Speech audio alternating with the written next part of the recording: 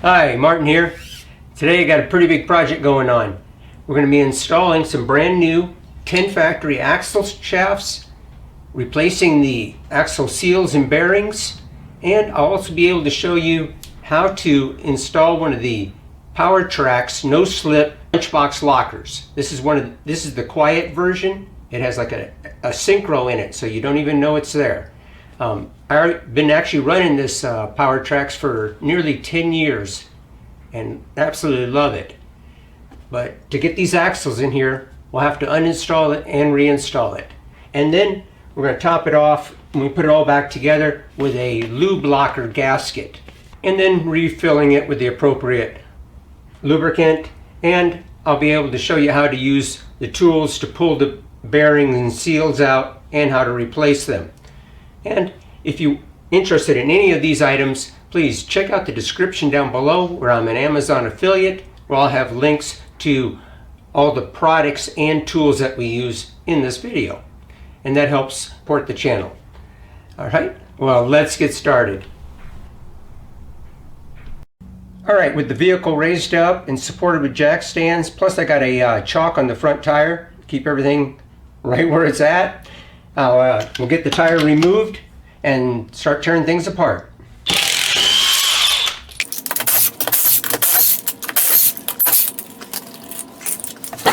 I do have the ZJ brakes on the back here. I did this conversion a long time ago.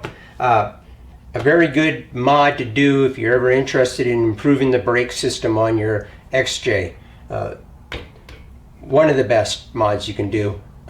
Besides doing the WJ knuckle conversion on front, that is on my top 10 list of things you must do to your XJ, especially if you're running bigger tires like I am with the 35s. It, hands down, best brakes I've ever had on any vehicle. Next, you'll want to remove the caliper, in this case anyway, drum in many cases. There'll be the two bolts that hold the caliper on.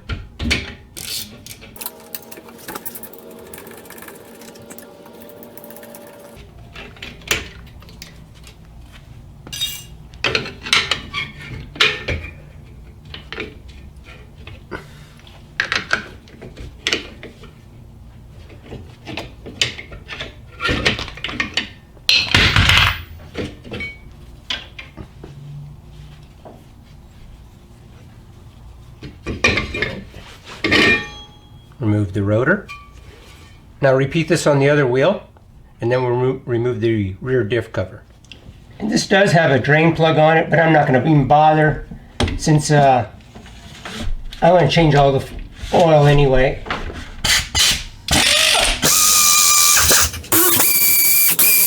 By the way, these are a Ruffstuff diff covers. They're very stout. I mean, extremely strong. I would say they're bullet, but I can't say that. They're 3/8 thick, 1/2 inch on the flange. I had them on both front and back.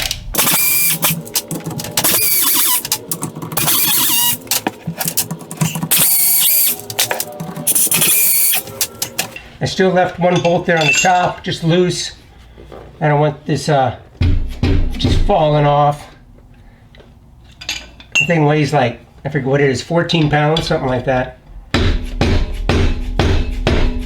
There we go.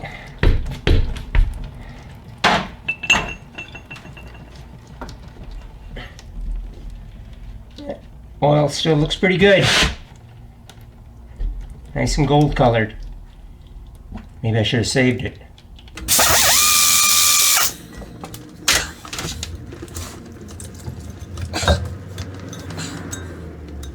Now in the meantime, I'm going to go ahead and get the diff cover cleaned up and then let this drain for a while. We'll be right back.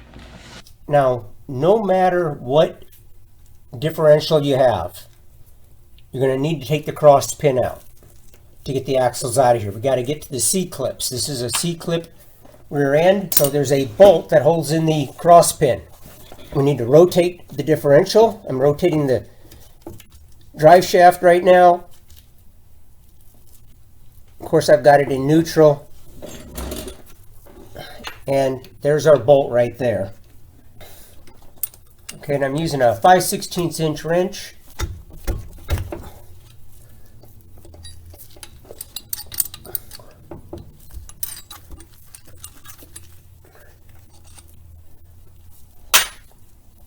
All right, there's that bolt there.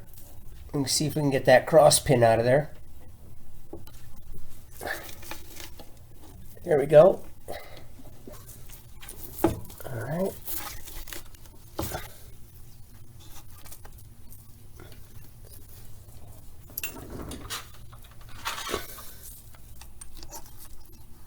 There we go. All right, there's our cross pin. All right, next, I got to get these springs out of here. You got to be very careful not to lose this. I do have a drip tray down here, so it should catch all the parts. And, you know, that way nothing rolls away. But let me get a little tweaker in there. I'm going to pop those out of there.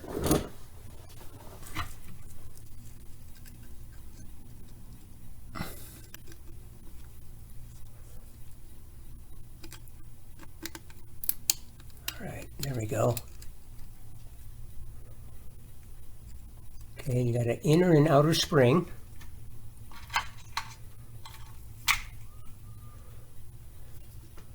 Now we rotate it. Well, we got the other one. See, once the cross pin is removed, you can rotate this locker in here. The reason I'm having such a hard time is the camera is blocking my view. I'm trying to give you guys the best view. There we go. Now comes the fun part, is getting the C-clips out of one of these. See this slot right here and here? That is where your C-clips are located that hold the axle in place. And on this particular differential, they don't come out so easy. Get it to line up properly. Ooh, there it is. I can actually see it in there. I'm hoping you guys can see that too. Oh yeah, right there. Now, if you look in that slot right there, I can see it. Now to get it to pop out, hopefully I can catch this on film.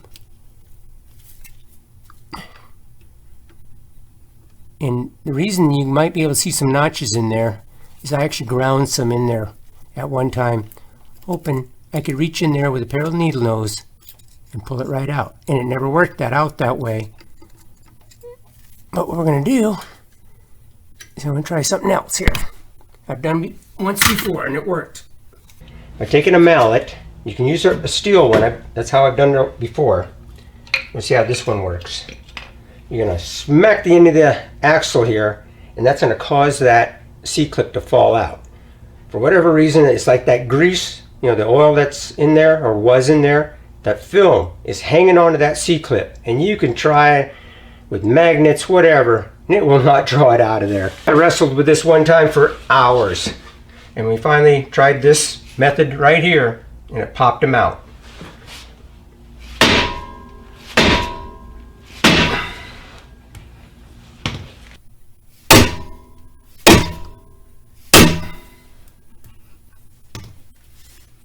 All right, we're going to try a bigger hammer.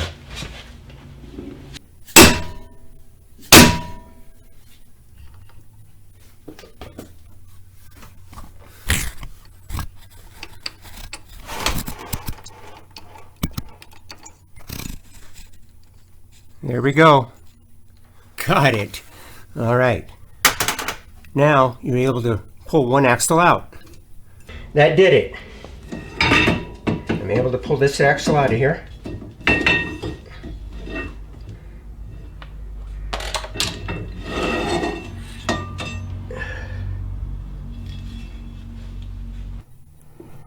Almost forgot about all these springs in here too. You don't want to lose those.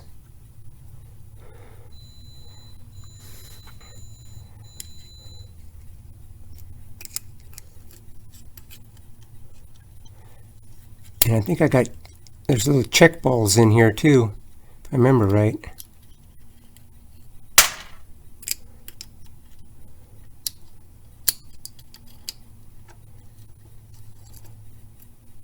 Ooh, broken spring, not so cool.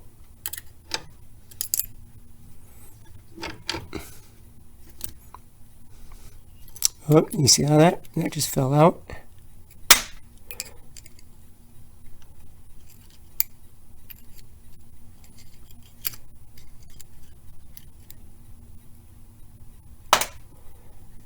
Right.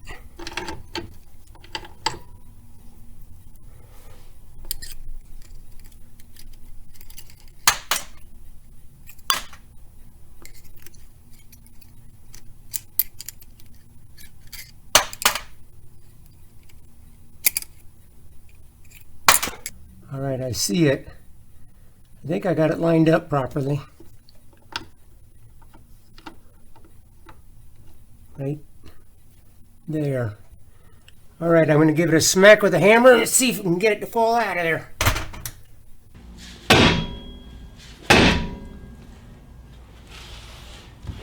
See if that did it or not.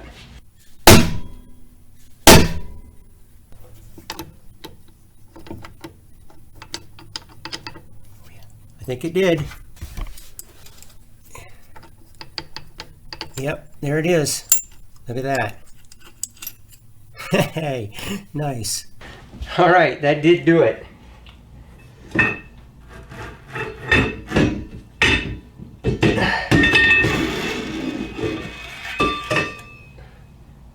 All right, we got him. All right, I'm going to pull out the internals of the Powertrax, and that's just to show you, how it's going to go back together. And then we're going to replace the seals and bearings. All right, now with everything out of there, I got to figure out how to take this back out of here. I haven't done this in years, and I could not find the directions.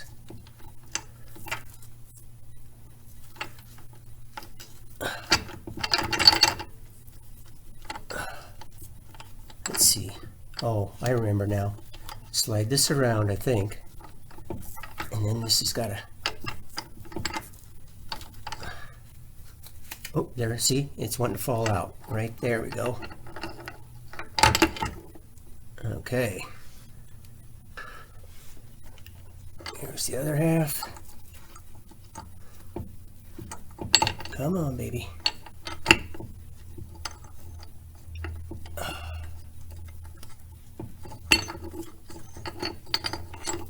All right. Cool. And then these are your side gears.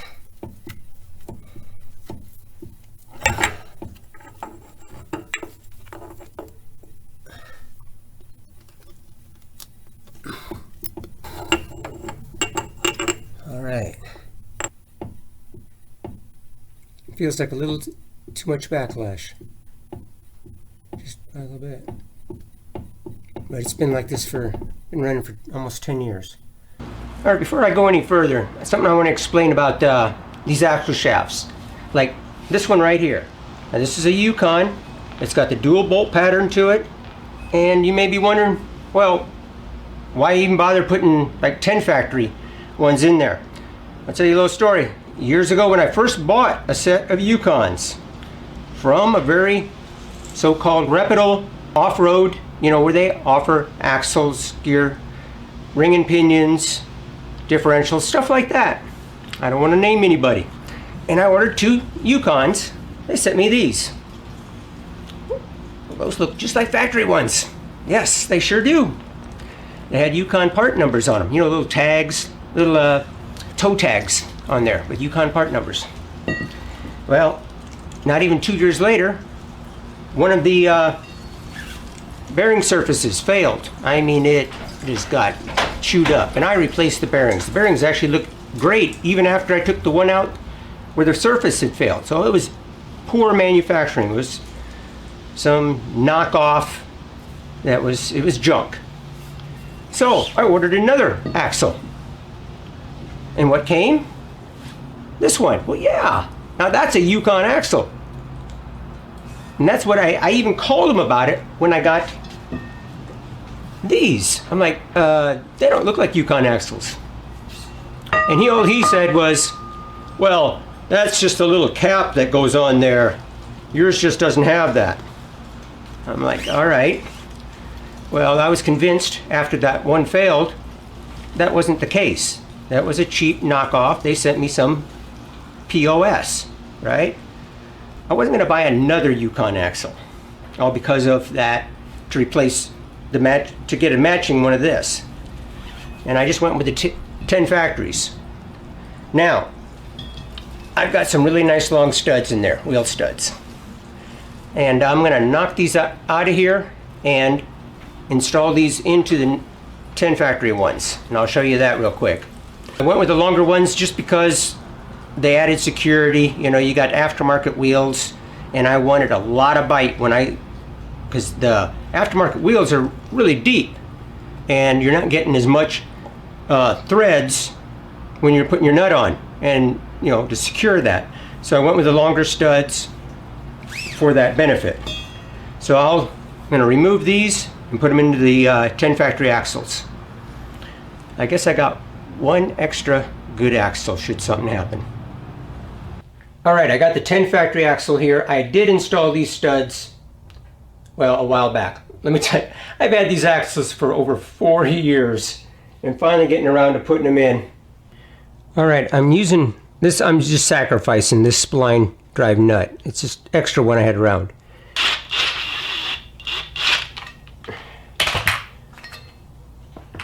All right, all you got to do is get a couple good cracks on here and it'll come right out.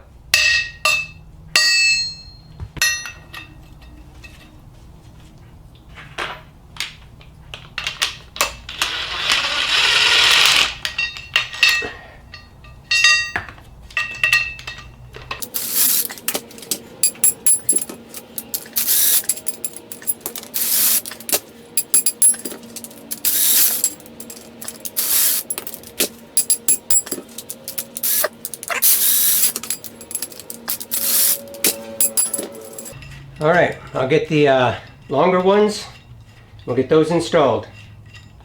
All right, before we install the studs in here, just to protect this bearing and seal surface, wrap it up with a little duct tape right there so we don't make any accidental marks on that.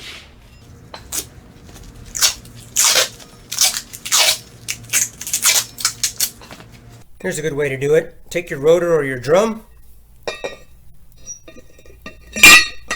place it in there like that, stud,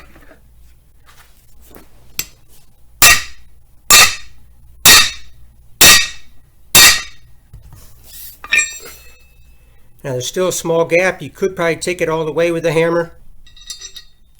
Here's a way I like to draw them on, especially this last part. Just use a couple nuts to take up all the space there.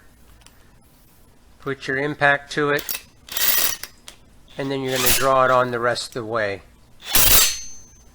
You could technically draw the stud in this way from all the way from the beginning to the end here, if you wanted to. There it is. I've done that before in the past. All right. Got all 5 of them installed. Those are ready. Don't forget to remove the duct tape. All right, we're getting there. Now comes kind of a fun part here. We got to pull this seal and bearing out of here. And actually you can do it all in one shot if you like. I mean, let's say you're going to replace both. Pulling the seal out of here, pretty easy.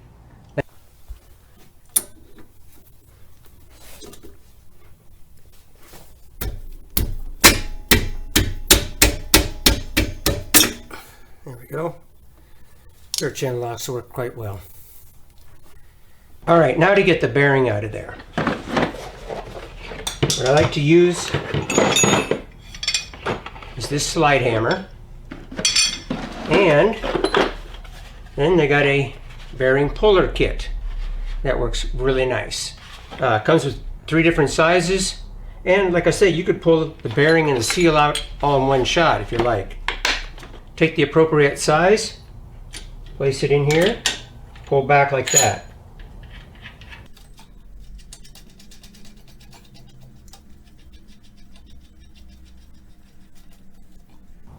All right, take your slide hammer,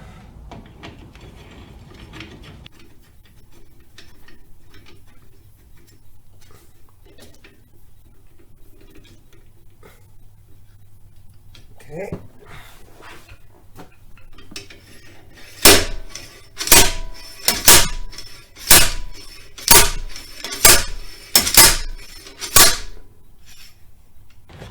No problem. Now when it comes to installing the new bearing and seal, we got a bearing and seal installation tool. This is a whole kit. So it works with a variety of sizes of seals and bearings. And there we go. That's the money right there. Perfect size. Just a hair bit under. This goes on there.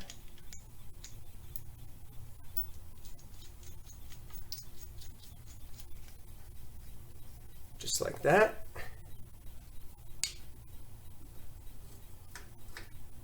All right.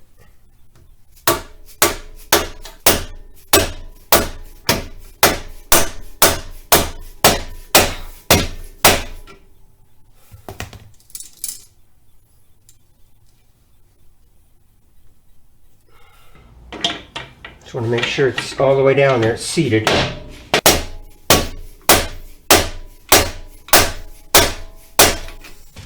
There we go. Now I can tell. We got our new seal right here. This is where you want to be careful. We don't want to mess that seal up or distort it in any way.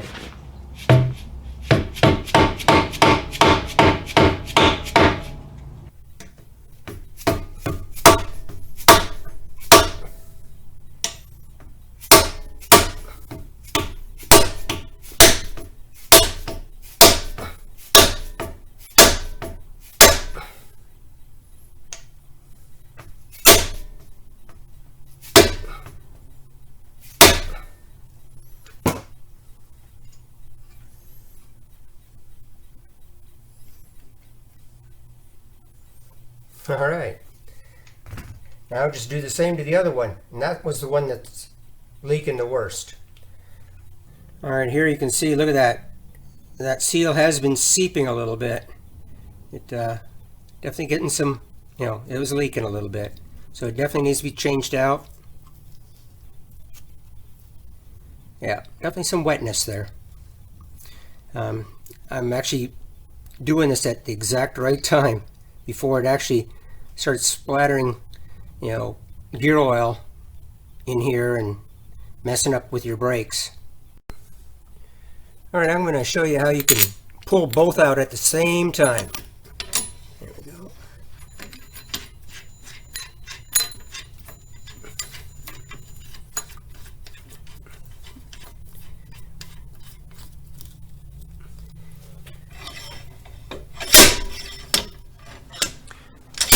As the bearing pulls out, you're going to see that washer get loose. You'll need to bring the nut back up a little bit like that, and then you can continue.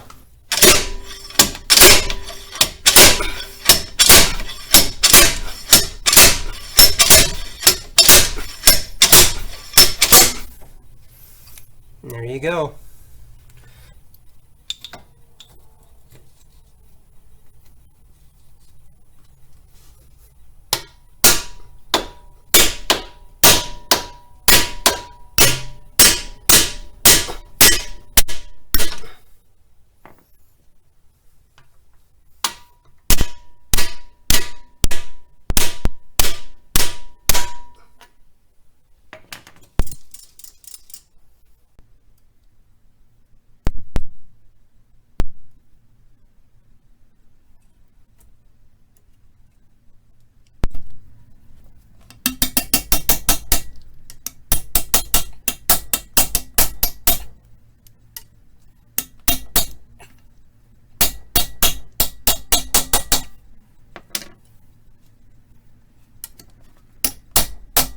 we're getting to where we can reinstall the differential. I got everything cleaned up in there.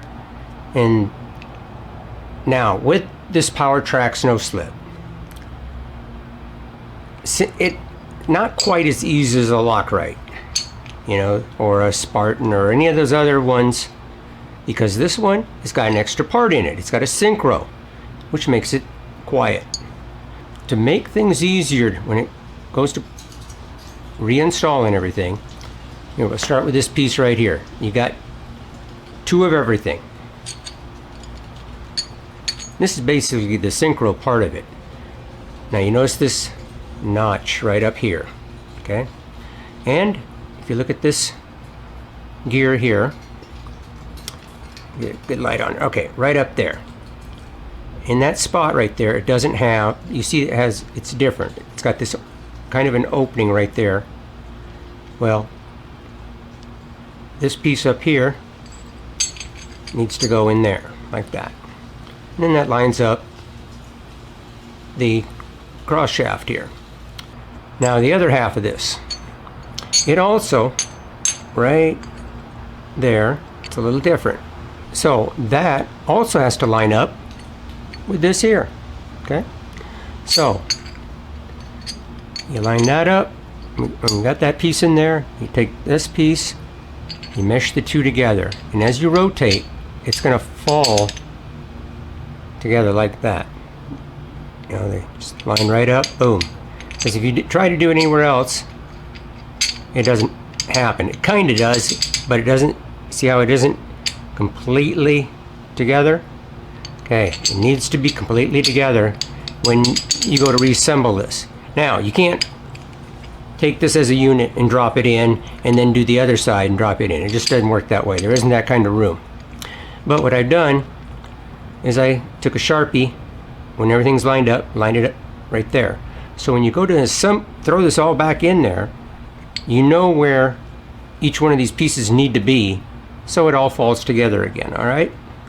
Now another thing you're going to find helpful, have a little bit of grease on hand. That's going to help hold all these parts together. So it kind of acts like a little bit of a suction, you know, and they don't fall apart so easily. It really helps with the assembly. Okay, I got my Sharpie mark right there. And we start with this, with the ring gear side here. And now we can throw in the other side. Okay. Step one, complete. Okay, we're going to apply a little grease on there. That'll help hold it all together. Okay, there's my mark.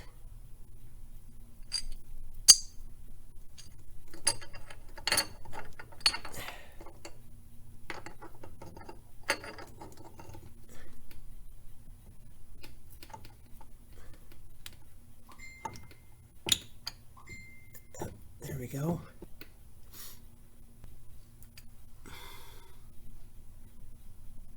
Now you bring this one in, you see you got the two notches here.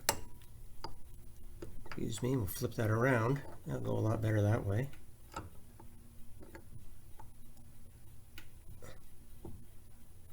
There.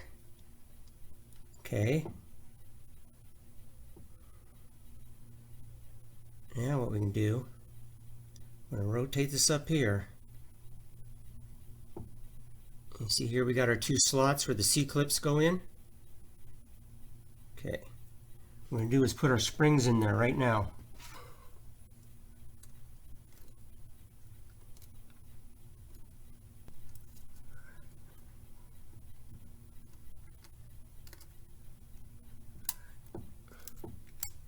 Okay, got that one. Now we'll just turn this around. All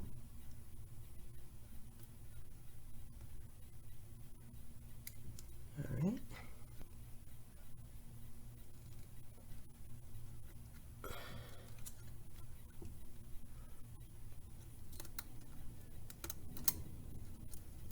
There we go.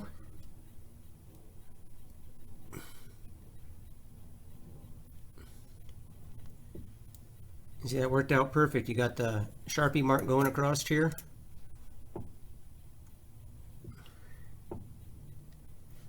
at this point, we can go ahead and put the axles back in. We're going to slide our C-clips in there, and then we'll put the cross pin in. All right, now we're ready to slide the axle shafts in. Now again, take a small amount of grease, apply it to that brand new seal. This will help, get some lubricant out to it right away. Plus, as we're sliding it in, we don't tear up that seal. And I put a little bit right here where the C-clip goes. That way when we slide in that C-clip, this is kind of like a little glue, and it's going to hang on to it. Well, it's only been 4 years. I'm finally getting these axles put in. What the hell?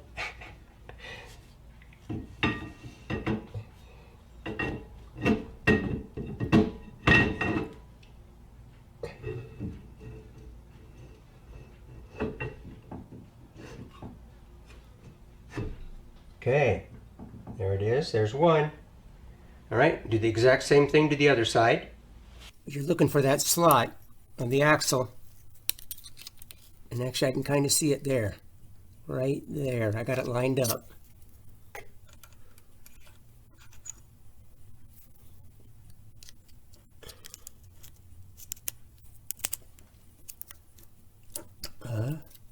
Careful. There. Come on. Now, getting it all the way in there. Now pull the axle out. There. I just pulled it out. Yeah, and that locks it in place. All right, now we're going to do the same with the other one. And then once we put the cross pin in, that holds those axles. Holds them from going in and out, that way that C-clip can't go anywhere.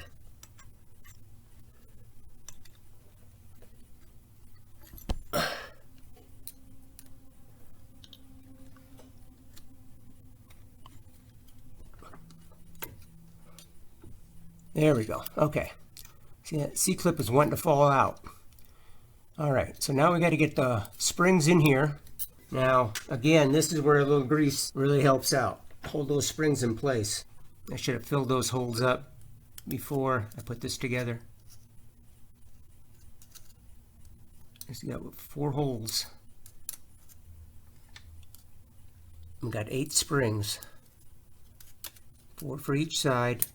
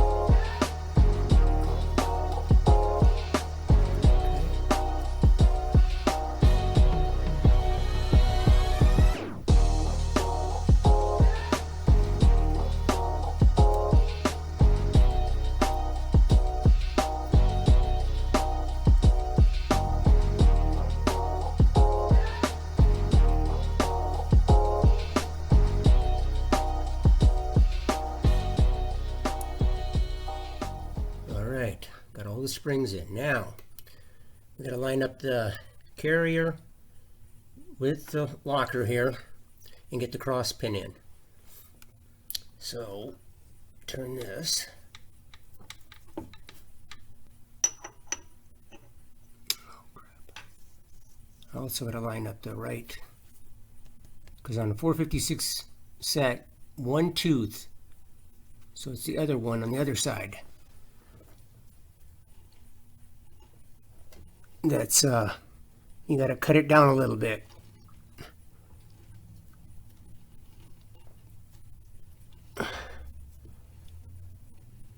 Right there. You see how this tooth right here just filed down just a hair bit, just so you can get that pin by.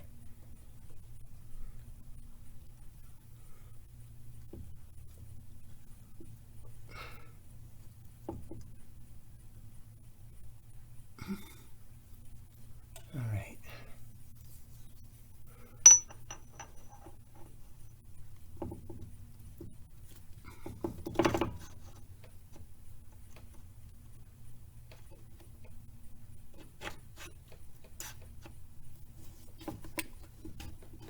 There we go.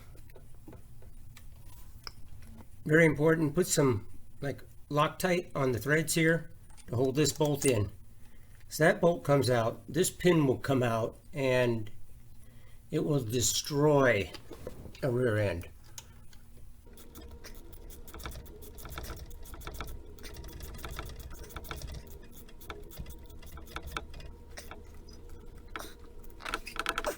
Now you may have noticed these sitting here.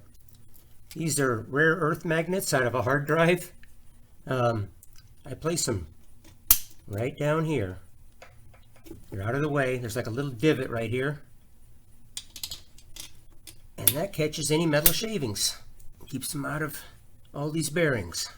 Now before we put the cover back on, I'm going to go ahead and get the calipers and rotors mounted back up on there. Just make sure everything's copacetic. Grab a hold of the axles, pull them in and out, make sure everything, you know, they're not going anywhere.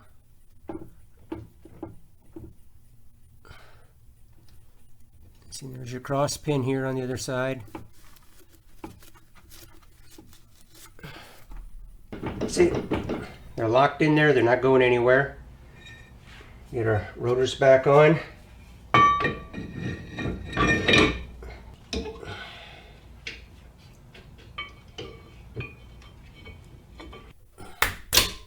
There we go.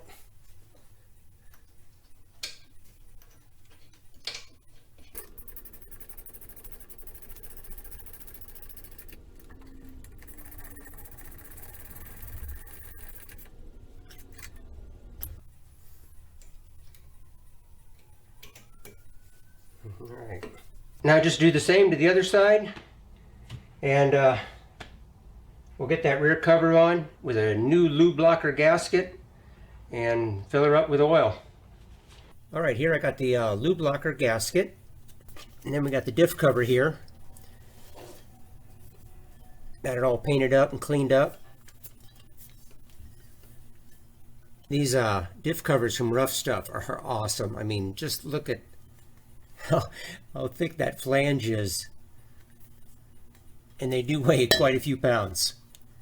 All right, I got the gasket on there with a couple bolts started right there to hold the gasket in place.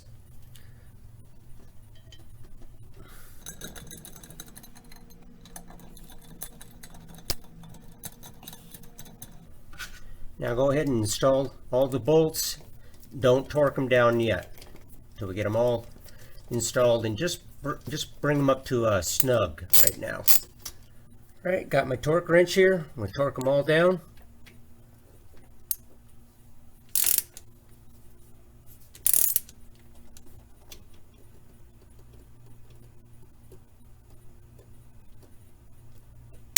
There we go. I'm going to do like a cross pattern.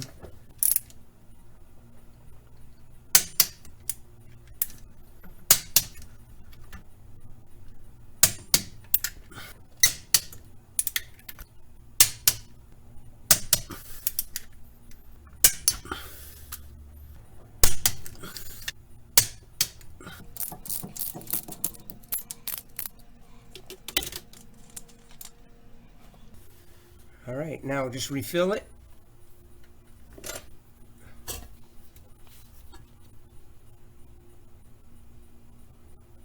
Second quart.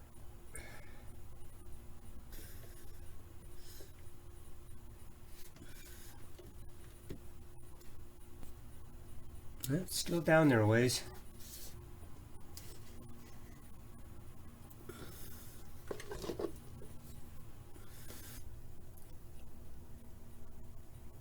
Yeah, I got it right up to the, I just reach in and just barely reach down, and it's right there. So we're gonna call that good. That's 3 quarts.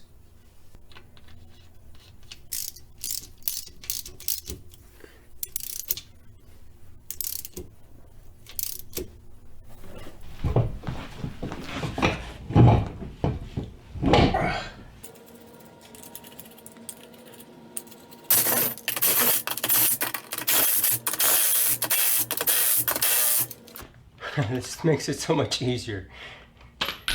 All right. Well, I hope you enjoyed that video. And if you did, sure appreciate the thumbs up. And if you've never subscribed to me before, please hit that subscribe button right down there and the little bell symbol right next to it. And that way you get notifications of my next and upcoming videos. Whew. And I'm also, like I mentioned before, I'm an Amazon affiliate. Please check the links down below where you'll find Amazon links to all the products and tools we used in the video. And you can do all your Amazon shopping right through one of those links, and that way you help support the channel. All right, and I've also got a PayPal donation button if you like to go that way. And you'll find that in the banner of my homepage and in the description down below.